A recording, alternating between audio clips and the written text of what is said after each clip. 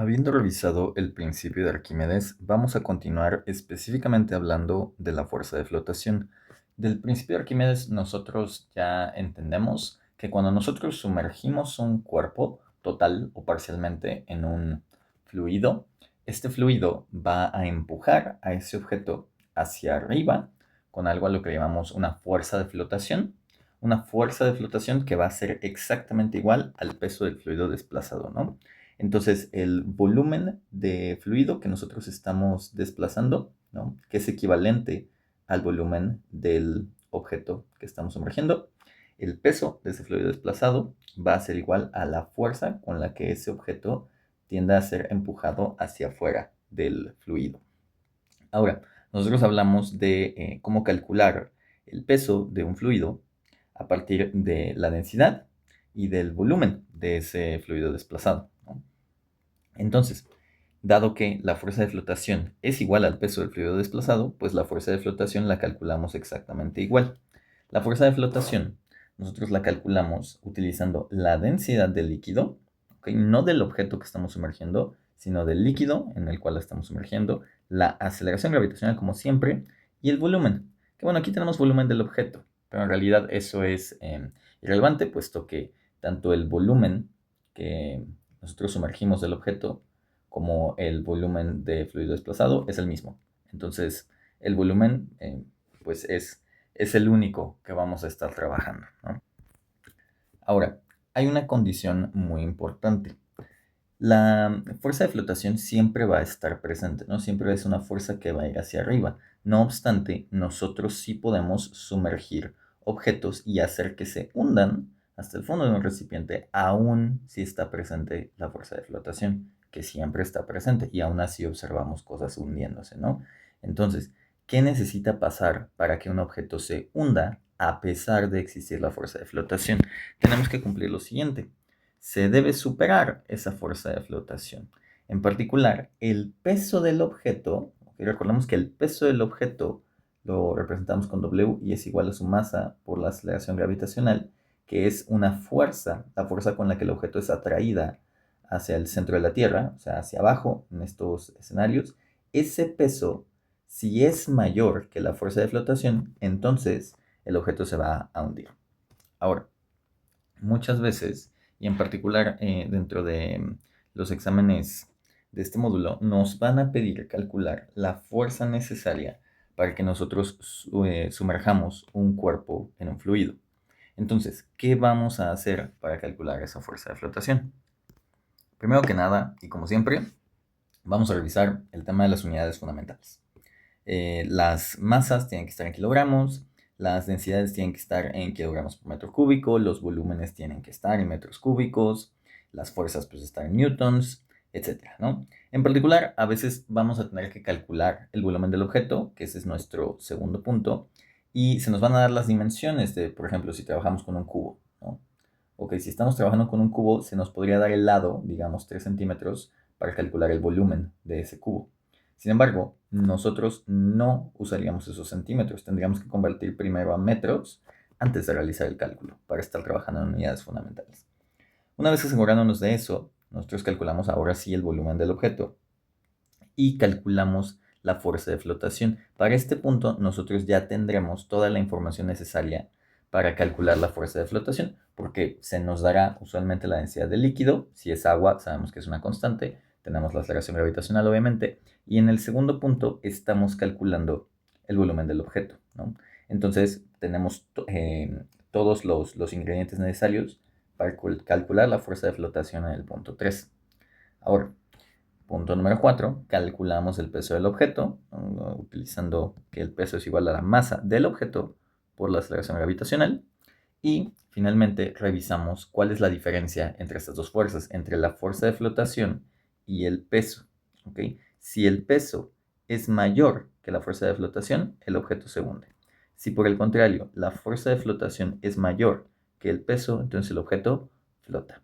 Entonces vamos a recordar esos pasos para calcular estas fuerzas de flotación en los siguientes ejemplos. Y como ejemplo, pues vamos a trabajar este siguiente problema, un ejemplo de examen, que nos dice que un cubo de madera de 6 centímetros de lado se introduce en agua y nos piden calcular la fuerza necesaria para sumergir este cubo si la densidad de la madera es de 830 kilogramos por metro cúbico y la del agua es de 1000 kilogramos por metro cúbico. Bueno, es una constante, entonces la conocemos, ¿no?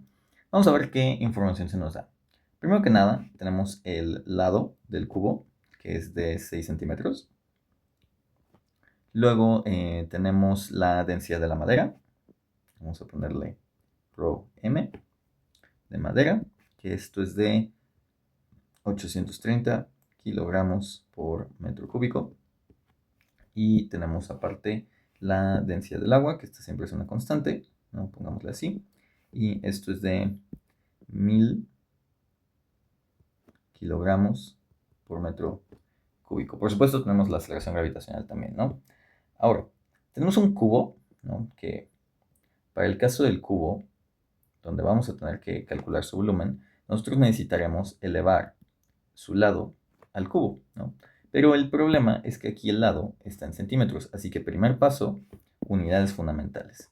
Así que esos 6 centímetros los vamos a convertir a metros, que es la unidad fundamental de distancia, dividiendo entre 100.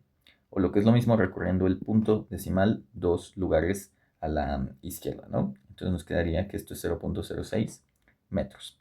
Las densidades están en unidades fundamentales, así que estamos bien. Ahora, como segundo paso, calculamos el volumen del objeto, ¿no?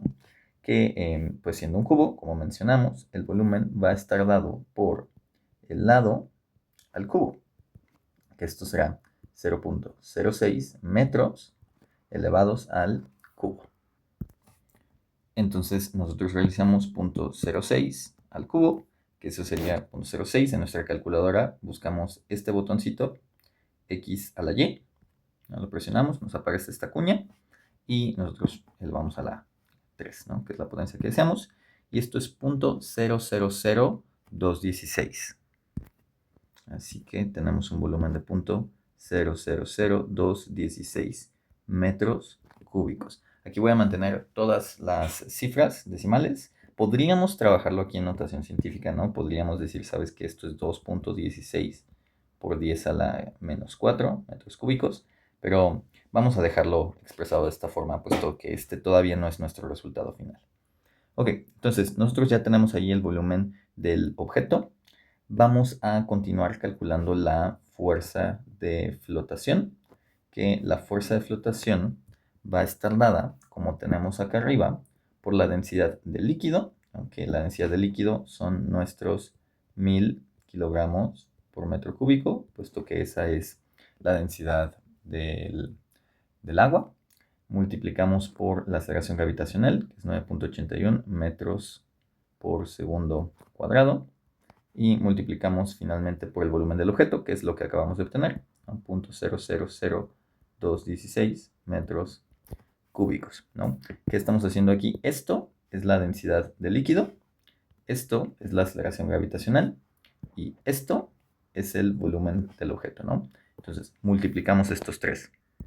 Ya tenemos aquí el 0.00016, multiplicamos por 1000 por 9.81. Recordemos que el orden de la multiplicación no importa. Y obtendríamos 2.11896. Entonces vamos a dejarlo en 2.11. Vamos a ponerle 2.12 para aproximar correctamente. Y esto serían newtons, ¿no? Porque estamos midiendo una fuerza. Ahora, vamos a continuar con el paso número 4, que es calcular el peso del objeto. Y pues para el peso del objeto necesitaríamos su masa, porque nosotros sabemos que el peso del objeto es masa por aceleración gravitacional. Pero así como lo hicimos para los fluidos, yo también puedo intercambiar esa ecuación por la densidad del objeto, por la aceleración gravitacional, por el volumen. O sea, hacer lo mismo que aquí, pero cambiando la densidad. Ya no usaríamos esos 1000 kilogramos por metro cúbico. Usaríamos más bien estos 830 porque estamos calculando ya para la madera. Entonces, vamos a eso, ¿no? Vamos a calcular el peso del objeto, que será utilizando la misma ecuación, pero con la densidad de la madera. Si nos dieran la masa de la madera, Entonces, pues usaríamos ese valor y lo multiplicaríamos simplemente por la aceleración gravitacional. No nos la dan, entonces debemos usar la densidad. Así que escribimos 830 kilogramos por metro cúbico por la aceleración gravitacional 9.81 metros sobre segundo cuadrado por el mismo volumen del objeto y multiplicamos.